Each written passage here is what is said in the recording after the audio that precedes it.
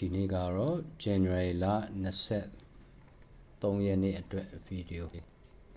လုပ်ပေးတာဖြစ်ပါတယ် week ရှိပါတယ်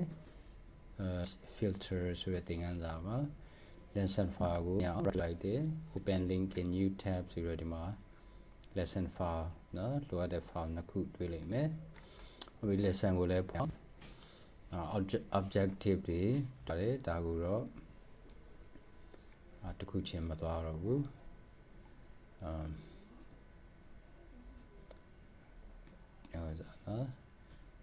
working with advanced filter ဆိုတဲ့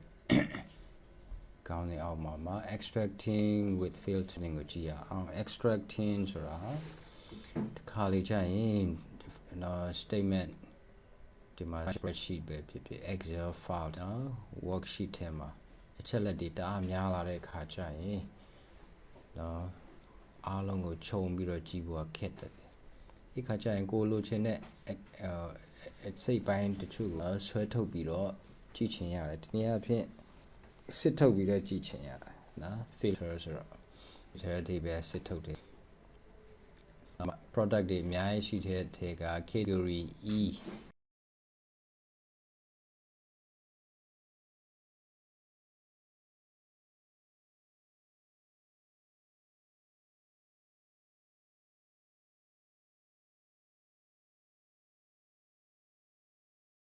category price က40ထက်နေမယ်ဒါမှမဟုတ်140နဲ့ညီမျှတယ်ဆိုတော့တန်ဖိုးပဲဆိုရင်ဒီအောက်ကဟာမျိုးပြပေးလိမ့်မယ်အဲ့ဒါကိုလက်တွေ့လုပ်ရအောင်ခုနဟိုစားပဲနော်နမူနာလေးကြည့်တာကတော့ဒါရှင်းပြတာဖြစ်ပါ employee list ဆိုတဲ့ file လေးကို download လုပ်ရအောင်နောက် employee list ကိုဖွင့်လိုက်ရအောင်ပြီးရင် enable editing ကို on လုပ်ပေးပါဘေးနာမလို့အဲ့ရင်တော့ပေးလိုက်မယ်ဘေးနာလေး okay အဲ့တော့ဒီမှာဘာလုပ်ခိုင်းလဲဆိုရင် A8 ကနေ H8 ကို select လုပ်ပါတဲ့ A8 ကနေ H8 ကို select လုပ်ပြီးတော့ဘာလုပ်ခိုင်းလဲ filter လုပ်ခိုင်းတယ်ဒီမှာ A8 ကနေ H8 A8 တော့မဟုတ်ဘူးဒီ example ရာက A3 ကနေဖြစ်နေတယ်နော် A3 ကနေဘာဖြစ်ဖြစ် DT ကို လုပ်လိုက်မယ်ပြီးရင် filter လုပ်မယ် filter ကတော့ဒီနားမှာလည်းရှိပါတယ် filter လေး click လိုက်မယ်ဆိုရင်ဘာထူးခြားလာလဲမြားလေးတွေထွက်လာနော်ဟုတ်ပြီဒါရိုးရိုး filter ဖြစ်တယ်ဒီထဲမှာ salary တွေရှိမယ် salary ဆိုတော့လစာပါနော်လစာတွေအများကြီးထဲမှာတွေ့စိတ်ဝင်စားတာ3500နော်ပမာဏရှိတဲ့ salary လစာကိုပဲစိတ်ဝင်စားတယ်ဆိုရင် select all ကိုတစ်ချက်နှိပ်လိုက်တော့ဒီမြားတွေအားလုံးပြန်ပြောက်သွားတယ်နောက်တစ်ချက်ပြန်နှိပ်တော့အားလုံးကို select လုပ်လိုက်တယ်ဆိုတဲ့အဓိပ္ပာယ်နော် select all ကို tick လုပ်ထားဖယ်လိုက်ရင်တော့တခုမှ select မလုပ်တော့ဘူး3000ခွဲကိုပဲเนาะ select လုပ်မယ်ဆိုရင်တော့ဘာကိုပဲပြပေးမလားလစာ3000ခွဲရတဲ့เนาะဒီပုဂ္ဂိုလ်တွေအချက်လက်တွေပဲပြပေးတော့တယ်ဒါက filter ဖြစ်တယ်เนาะဒီ filter ကိုပြန်ပြီးဖယ်ချင်တော့ဒီကမေ clear filter ဆိုတဲ့အလေးနှိပ်လိုက်ရင်ငါကိုတိုင်းပြန်ဖြစ်သွားတယ်အဲ့တော့ filter ကဘာလုပ်ပေးလဲကိုလိုချင်တဲ့အချက်လက်တွေပဲပြပေးပြီးတော့မလိုချင်တဲ့ဟာတွေကိုတော့ဖွက်ထားပေးလိုက်တယ်ကောင်းပြီဒါကိုပြန်ပေးလိုက်မယ်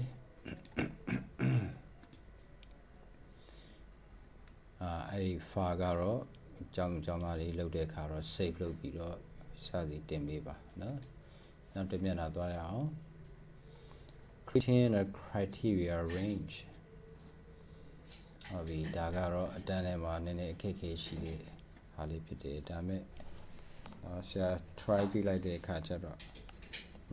ချက်ချင်းအဆင်ပြေပါတယ်ဘာကြောင့်မို့လို့လဲတော့မသိဘူးเนาะ So bar file employees filter so the file go download it. Employees filter go put like me.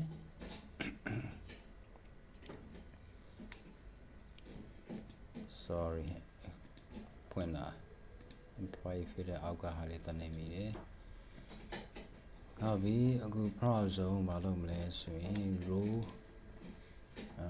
cell E8 and H8 go cell load copy load be raw cell E3 ma paste load bar E8 and H80 go cell load me copy load me E3 ma paste load bar copy ragu counting lip counting go copy load be raw paste load be now the go set to me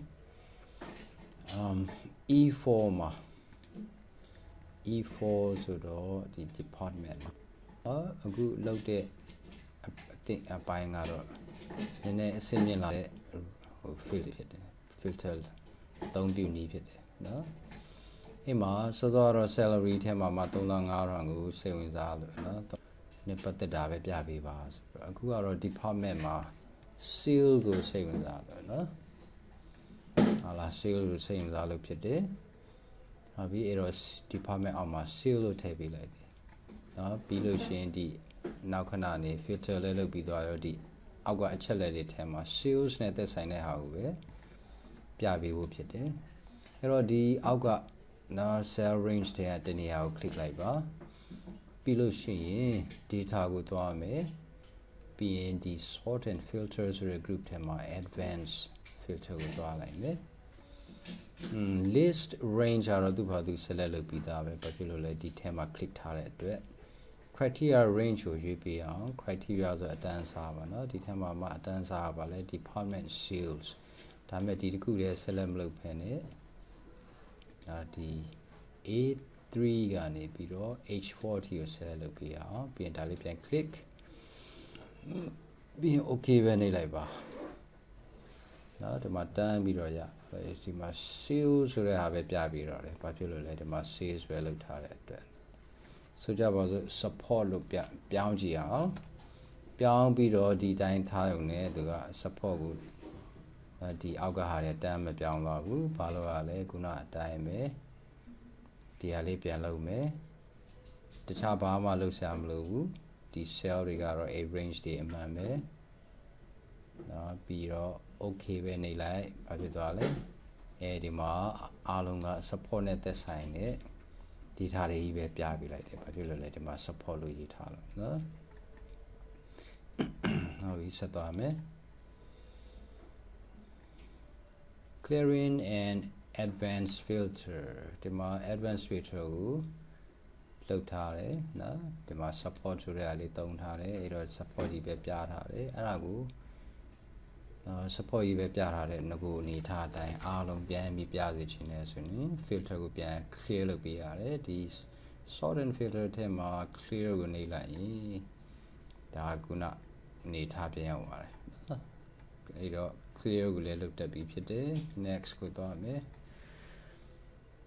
using an advanced and condition ဒီမှာ and ဆိုတဲ့နော်အခြေအနေလေးတစ်ခုယူရအောင် and ဆိုတဲ့ဒီဘေကအခြေအနေနှစ်ခုစလုံးနဲ့ပြင်ရမယ်เนาะဒီမှာကြည့်ရအောင်အခြေအနေနှစ်ခုကပါလဲ department က support လည်းပြရမယ် salary လစာက4000အောက်လည်းဖြစ်ရမယ်အဲ့နှစ်ခုစလုံးနဲ့ကိုက်ညီတဲ့အချက်လက်တွေပဲပြပေးပါဆိုတဲ့အဓိပ္ပာယ်ပါအဲ့ဒီတော့ဒီမှာငကိုကရှိထားတဲ့ဟာတွေเนาะငကိုကရှိထားတာကစောစော seal ဒါမဲ့ support နဲ့ try ကြည့်လိုက်တယ်ဆိုတော့ဒီမှာလဲ support ပဲထပ်ပြီးသုံးမယ်ဆိုတော့ဒါဖြတ်ရှာမလို့တော့ဘူး salary က4000အောက်နော်ဒီမှာအခြေအနေနှစ်ခု90ရာထောင်တောင်းဟုတ်ပြီ department က support ဆိုတဲ့ department အဲ့ department ထဲမှာမှလစာ4000အောက်ရတဲ့လူပုဂ္ဂိုလ်ရဲ့အချက်လက်ကိုပြပေးပါဆိုတဲ့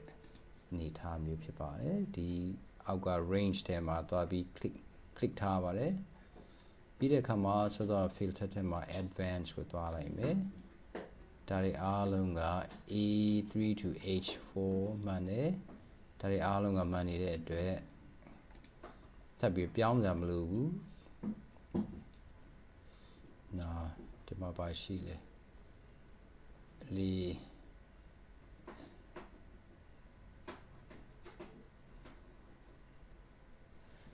A9 ဒီမှာ data ပြီးတော့ဘာလုပ်တယ်လဲ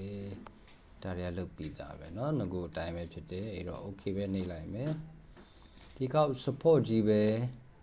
เนาะရှာတာမဟုတ်တော့ဘူး support လည်းဟုတ်ရမယ်ပြီးတဲ့အခါမှာ salary ကလည်း4000အောက်ဖြစ်ရမယ်ဆိုတော့เนาะအခြေအနေနှစ်ခုနဲ့ကိုက်ညီတဲ့လူတွေအဲ့တော့ကြည့်လိုက်အောင်ဒီမှာတေချရတယ်ဒါ support ကြီးပဲเนาะ department က support ကြီးပဲ salary ကိုလည်းကြည့်ပြန်တော့ဘာဖြစ်လဲ4000အထက်တခုမှမရှိဘူးเนาะဟာလား4000အထိတောင်မရှိဘူးဆိုတော့เนาะဒီအဆင်ပြေတယ်ဆိုတော့တွေ့ရတယ်ဟုတ်ပြီနောက်တစ်ခုသွားရအောင်အခြေအနေနောက်တစ်ခုပုံစံတောက်တစ်ခုနဲ့လုပ်အောင် using an advanced or ကကြတော့ဗာလေးပဲလေအခြေအနေနှစ်ခုထဲကတစ်ခုပြည့်မီရင်ရပြီเนาะ and ဆိုတဲ့ဟာကြတော့ support ဥမာခုနလုပ်တဲ့ဟာမျိုး support လည်းဖြစ်ရမယ်ပြီးတဲ့အခါမှာဗာလည်းဖြစ်ရမယ်4000အောက်လည်းဖြစ်ရမယ်เนาะနောက်တစ်ခုလုပ်ပြမှာက or ဆိုတဲ့အခါကျတော့အခြေအနေနှစ်ခုတည်းကတစ်ခုပြည့်မီရင်ရပြီเนาะကြည့်အောင်အခြေအနေနှစ်ခုကဗာလဲ administration လည်းဖြစ်ရမယ် administration ဖြစ်ချင်ဖြစ်မဖြစ်ရင်လစာက9000နဲ့ညီရင်ညီမညီရင်လည်း9000အထက်အဲ့တော့အခြေအနေနှစ်ခုရှိတယ်နှစ်ခုထဲတစ်ခုပြည့်မီရင်အဲ့ဒီသူကစင်းတယ်တွင်းလိုက်ပြီเนาะဒီမှာပါထူးခြားလဲကြည့်ရအောင် administration နဲ့9000 let greater than equal to 9000เนาะ50000ကတကြောင်းထဲမှာမရှိဘူးအောက်မှာရှိနေတယ်အဲ့ဒါကထူးခြားချက်ဖြစ်တယ်ဘာဖြစ်လို့လဲ or မို့လို့ပါအဲ့တော့ဒီမှာ click filter ကိုပြန် clear လုပ်လိုက်မယ်ဒီနေရာမှာ administration ကိုရေးမယ်ပြီးရင် greater than equal to 50,000 ဟုတ်ပြီအခြေအနေနှစ်ခုထဲတစ်ခုပြည့်မီရင်အဆင်ပြေပြီเนาะဒီ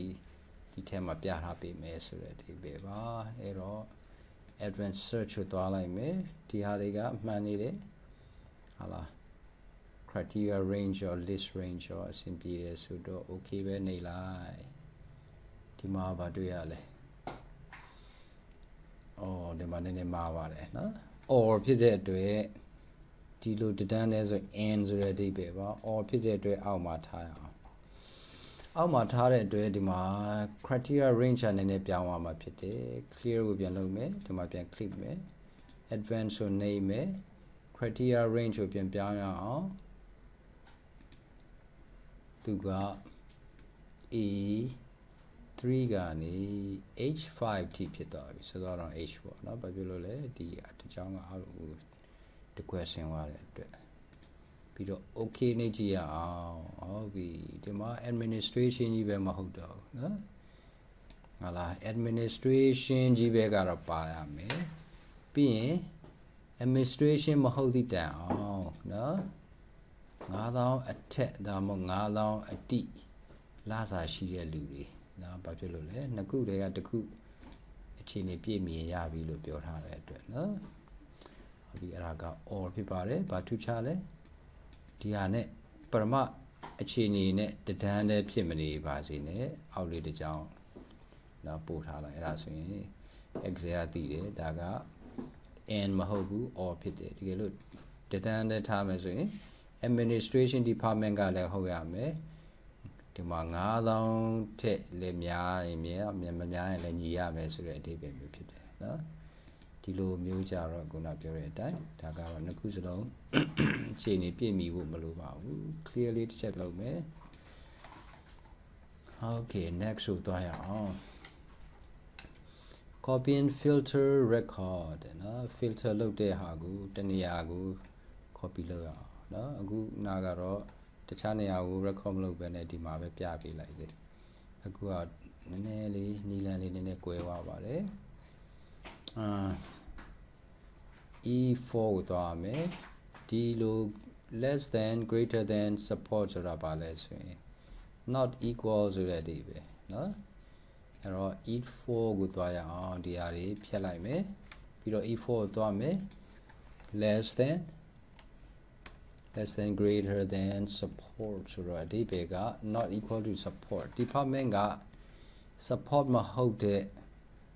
ຢာတွေအားလုံးဆိုတဲ့အဓိပ္ပာယ်ပေါ့နော် support မဟုတ်ရင်ပြီးရောဥပမာ sales ပြင်ဖြစ်မယ် new tech ပြင်မယ် administration ပြင်ဖြစ်မယ် support မဟုတ်တဲ့ department တွေအားလုံးပြပေးပါဆိုတဲ့အဓိပ္ပာယ်เนาะ support နဲ့မညီတဲ့မဟုတ်တဲ့ department တွေဆိုတော့ဒီဘက်ကိုပြန် click မယ်ကြိုက်တဲ့နေရာ click လိုက်ဒီ range တဲဆိုရပြီ advanced ကိုသွားမယ်ဘေးကနေပဲထိလေ list ကတော့ဟုတ်တယ် list range က criteria range က A3 ကနေ H5 မှာ H5 မလို့တော့ဘူး H4 ဆိုလဲရပြီเนาะအဲ့တော့ 5 star ကို 4 လို့ပြန်ထည့်လိုက်မယ် okay နဲ့ရအောင်မြန်သားပဲလို့ပြောမလို့เนาะ department မှာဒီမှာ support တွေပါနေတယ်เนาะ support တွေပါနေတယ်အဲ့တော့စာဖောက်ပြီလားမသိဘူးเนาะပြန်လို့ရအောင် advanced ကိုသွားမယ်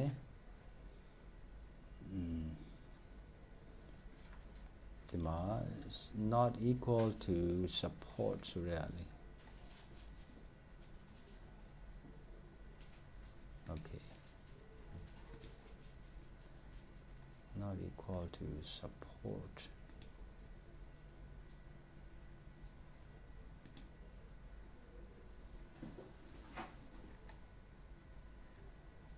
not equal to support ပြီးရင်တခုမကြံခဲ့တယ် A3 to H8 ပဲเนาะ A3 to H8 ပဲဖြစ်တယ်အဲ့တော့နည်းနည်းလေးပြန်ပြင်အောင်เนาะခုနကိုယ့်ဘာကိုတက်ပြင်တာတိတ်အဆင်မပြေတာလည်းဖြစ်နိုင်တယ်ဒီ mouse လေးနဲ့ click စေချင်တာဖြစ်နိုင်တယ် copy to another location เนาะအခု filter လုပ်ပြီးသားဟာကိုဘယ်ထဲမှာသွားထည့်မလဲ A40 ထဲမှာထည့်အောင် A40 okay နေလိုက်မယ် copy to sorry A40 ကိုရွေးပြီးအောင် copy A40 ကို click လိုက်မယ်ပြင်တာလေးပြန်လာမယ် okay နေလိုက်ရအောင်ဘာရတယ်လဲကြည့်အောင်ဟုတ်တယ်ဒီထဲမှာသူ copy လုပ်ပြီးလိုက်တယ်ကိုကြည့်လိုက်ပါ support တခုမှမပါเนาะဒီ department ဆိုတဲ့အောက်ထဲမှာ sales admin new tech စာပြင်အဲ့ဒါပဲပါ support ဆိုတာပါမလားဘူးဘာဖြစ်လို့လဲဒီမှာ not equal to ဆိုရလေ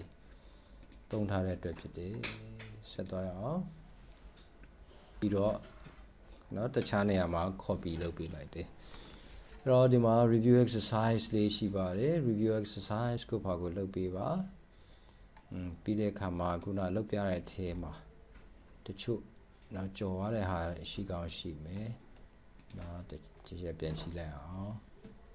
ဒီအောက်နာကဥပမာ practice ဆိုရမှာเนาะဟာလားဒီနာမှာဒါလေးလုပ်ပြဒါလေးလည်းလုပ်ပေးဖို့เนาะတောင်းဆိုပါတယ်ဟာလားကဲဟုတ်ပါပြီဒါလေးကိုစူးစမ်းပြီးတော့လုပ်ပေးပါအားလုံးအဆင်ပြေပါပါเนาะ